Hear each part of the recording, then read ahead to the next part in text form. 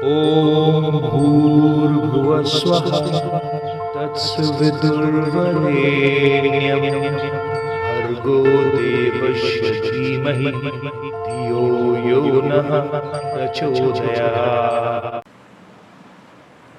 जय श्री राम मेरे सनातनी बंधुओं। आइए इस सनातन रूपी वृक्ष के जड़ों को सिंचित करें और इसे पुष्पित और पल्लवित करें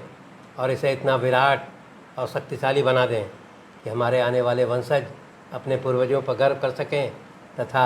विधर्मियों से अपनी रक्षा भी कर सकें। ये विधर्मी शक्तियाँ हजारों वर्ष से हमारी सभ्यता और संस्कृति को नष्ट करने का अथक प्रयास कर रहा है। पिछले अंक में हम लोगों ने अध्ययन किया कि जब कुंभकर्ण का वध जो है युद्ध भूमि में कर दिया जाता है, तब रावण के 4 पुत्र, जिसमें त्रिशिरा है, देवांतक, नारांतक और अतिकाय, तथा उसके 2 सौतेले भाई महापार्श एवं महोदर एवं महापार्श, ये 6 जो है वो राक्षस सेनापति जो है युद्ध भूमि में प्रस्थान करते हैं और युद्ध में जो है रावण के 3 पुत्र एवं 2 सौतेले भाई, वो 5 राक्षस सेनापतियों का वध हो जाता है। अंत में एकमात्र जो है, जो सबसे पराक्रमी रावण का पुत्र था, जिसका नाम अतिकाय था, वो विशाल शरीर वाला राक्षस जो है वो बचता है, परंतु वह भी अंत में लक्ष्मण के द्वारा ब्रह्मास्त्र के माध्यम से अतिकाय का भी वध कर दिया जाता है। इस अंक में हम लोग युद्धकांड के 72वें और 73वें सर्ग के बारे में अध्ययन करेंगे। जब रावण को यह ज्ञात होता है कि उसके 4 पुत्र और दोनों सौतेले भाई, उनका वध कर दिया जाता है, तब वो बहुत दुखी और चिंतित होता है और फिर वो विचार करता है कि हमारे जितने भी वीर जो राक्षस सेनापति थे, जैसे धूम्राक्ष, अकंपन, प्रहस्त और कुंभकर्ण, और अभी जो है देवांतक, नारांतक और त्रिशिरा, अतिकाय और महोदर और महापार्श, ये सभी जो है राक्षस सैनिक जो है उनका युद्ध भूमि में वध हो गया है। इसलिए वो इसको लेकर के वो बहुत चिंतित होता है। वह यह विचार करता है कि श्री राम जो है वास्तविक में बहुत पराक्रमी हैं और उनके पराक्रम से वो पूरा लंका में भय व्याप्त हो गया है। और वह यह भी विचार करता है कि मेरे पुत्र इंद्रजीत ने उन दोनों भाइयों को जो है राम और लक्ष्मण को नागपाश में भी बांध दिया था, परंतु वो अपनी शक्ति से इस नागपाश से भी मुक्त हो गए। इसीलिए वह यह विचार करता है कि वो भयभीत होता है और फिर अपने सभी राक्षस सैनिकों को आदेश देता है कि अब जो है वो सभी राक्षस मिल करके इस लंका नगरी का सुरक्षा करें। विशेष तौर पर उस अशोक वाटिका का सुरक्षा सुनिश्चित करें जिसमें सीता को रखा गया है। वह यहाँ तक आदेश देता है कि हर एक यानी 24 घंटे में जो है वो प्रातः काल में, रात्रि में, दोपहर में, सभी प्रदोष काल में, आधी रात में, सभी पूरे 24 घंटे जो है वो आने जाने वाले सभी वानरों पर नज़र रखे और उस पर सुरक्षा प्रदान करें।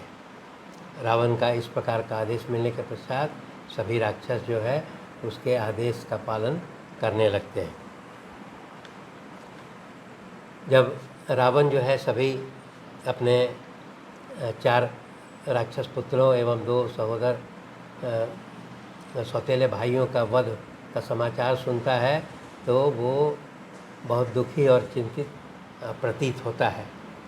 तब वहाँ पर इंद्रजीत जो है उसका पुत्र उपस्थित होता है और वो रावण को आश्वस्त करता है कि जब तक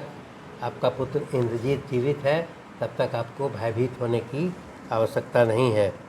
और वो आश्वासन देता है कि मैं आज ही अपने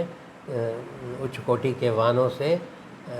श्री राम और लक्ष्मण दोनों का वध कर दूंगा। इस प्रकार का आश्वासन जो है जब रावण को देता है तो रावण जो है वो बहुत प्रसन्न होता है। और उसके पश्चात इंद्रजीत जो है अपने जो उच्च कोटि का जो रथ है उस पर सवार होकर के युद्ध भूमि की ओर प्रस्थान करता है। तब रावण जो है वो इंद्रजीत को कहता है कि तुम्हारे ऐसा कोई वीर पुरुष नहीं होगा और तुमने तो इंद्र को भी पराजित कर दिया है, इसलिए इन मनुष्यों को पराजित करना जो है तुम्हारे लिए कोई कठिन काम नहीं है और तुम निश्चित जो है वो राम और लक्ष्मण का वध कर दोगे, ऐसा जो है वो शुभकामना देता है। रावण के द्वारा इस प्रकार की शुभकामना आशीर्वाद दिए जाने को इंद्रजीत जो है वो सर झुका करके स्वीकार करता है और उसके पश्चात वो युद्ध स्थल की ओर अपने रथ पर सवार होकर के प्रस्थान करता है। उसके युद्ध भूमि में प्रस्थान करने के साथ जो है उसके साथ बहुत सारे राक्षस सैनिक भी जो है वो विभिन्न प्रकार के हाथी घोड़े और ऊँट इत्यादि पर सवार होकर के वो युद्ध भूमि पर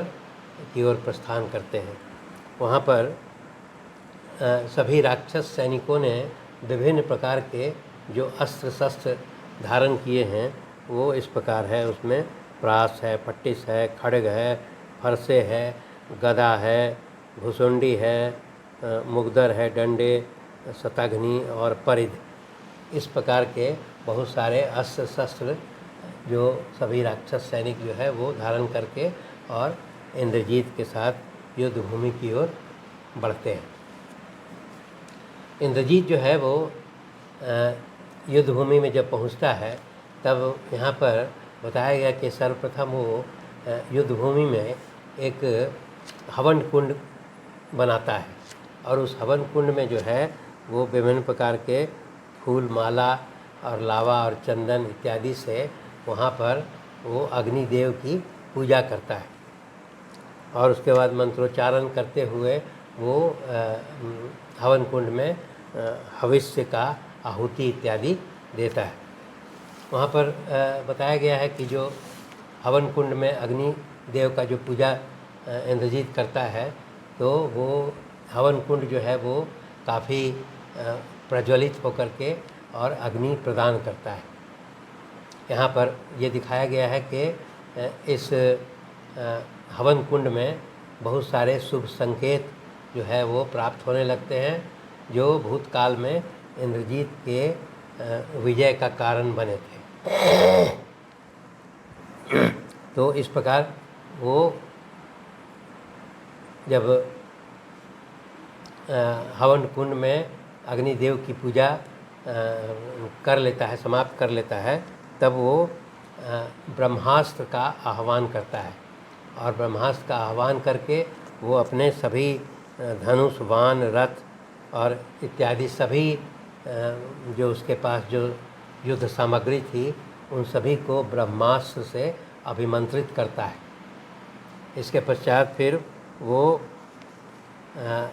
अग्नि में आहुति देने के पश्चात वो अपने को, अपने रथ को, अपने धनुष बाण को या जो भी उसके पास युद्ध सामग्री थी उन सभी को अदृश्य कर लेता है अपने शक्ति के आधार पर। यहाँ पर यही दिखाया गया है कि इंद्रजीत के पास एक ऐसी शक्ति थी जो वो अदृश्य होकर के युद्ध भूमि में युद्ध लड़ सकता था। युद्ध भूमि में वो अदृश्य होने के पश्चात अपने राक्षस सैनिकों को आदेश देता है कि अब तुम जो है वो वानर सैनिकों पर आक्रमण करके उसका भक्षण करो, उसका नाश करो। उसके आदेश के आलोक में जितने भी राक्षस सैनिक हैं वो आक्रमण करते हैं और युद्ध भूमि में वानर सैनिकों का वध करने लगते हैं। युद्ध भूमि में इंद्रजीत जो है स्वयं भी जो है विभिन्न प्रकार के अस्त्रों के द्वारा, जैसे नारीच, नालिक, गदा, मूसल इत्यादि अस्त्र शस्त्रों से वो युद्ध भूमि में वानर सैनिकों का वध करने लगता है। और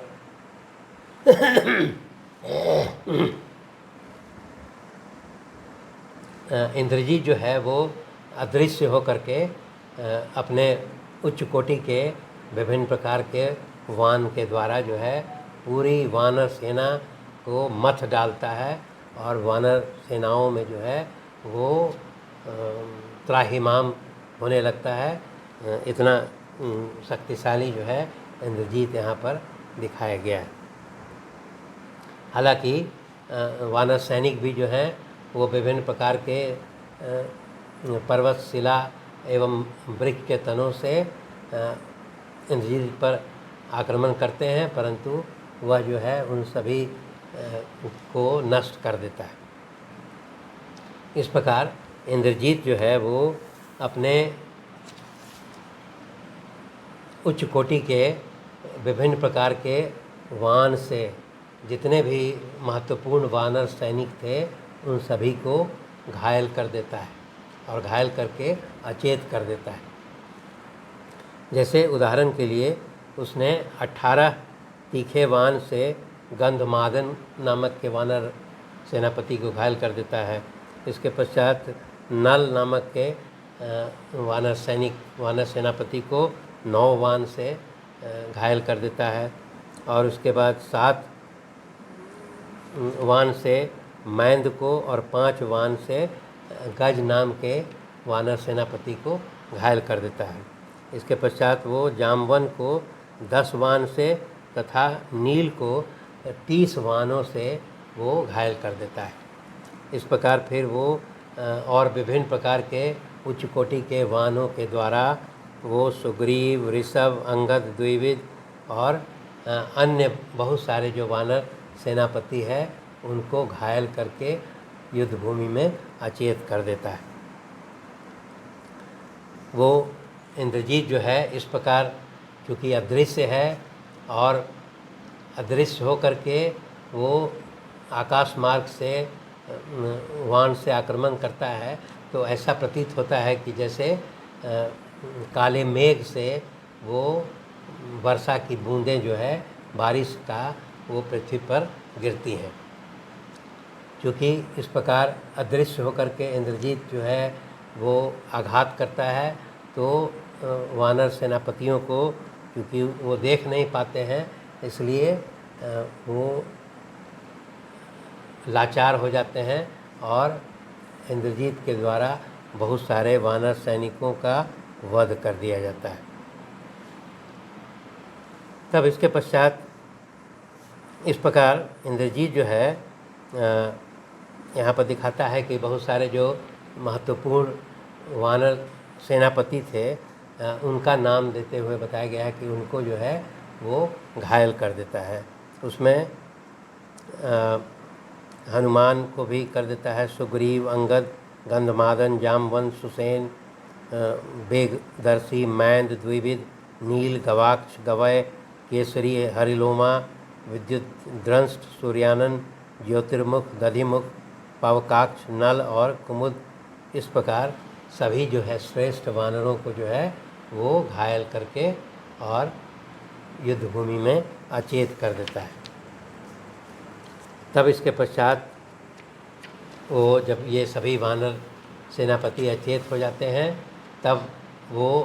राम और लक्ष्मण दोनों पर अपने वान से आघात करने लगता है। श्री रामचंद्र जी चूँकि ज्ञानी हैं, शस्त्रों के ज्ञाता हैं, वो लक्ष्मण से कहते हैं कि इंद्रजीत को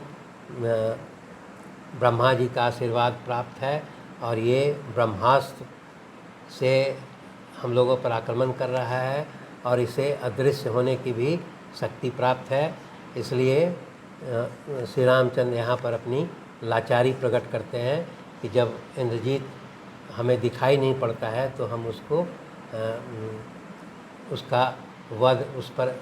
पर आक्रमण हम लोग नहीं कर सकते हैं। और इस तरह का वो यहाँ पर श्री रामचंद्र जी एकमात्र दिखाया गया है कि वो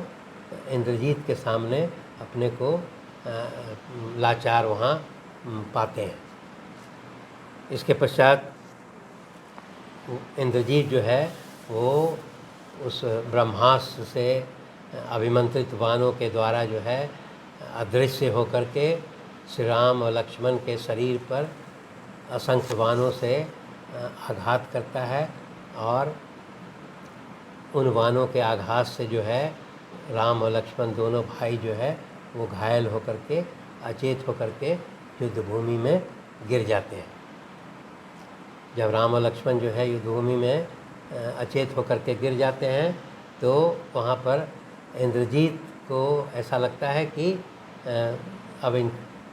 इनका प्राण समाप्त हो गया और वो फिर खुशी मनाते हुए प्रसन्नता मनाते हुए वो लंका की ओर लौट जाता है और अपने पिता रावण को अपने विजय के बारे में जानकारी देता है, जिससे कि पूरे राक्षसों की नगरी में जो है प्रसन्नता का माहौल हो जाता है। इस अंक में इतना ही। धन्यवाद।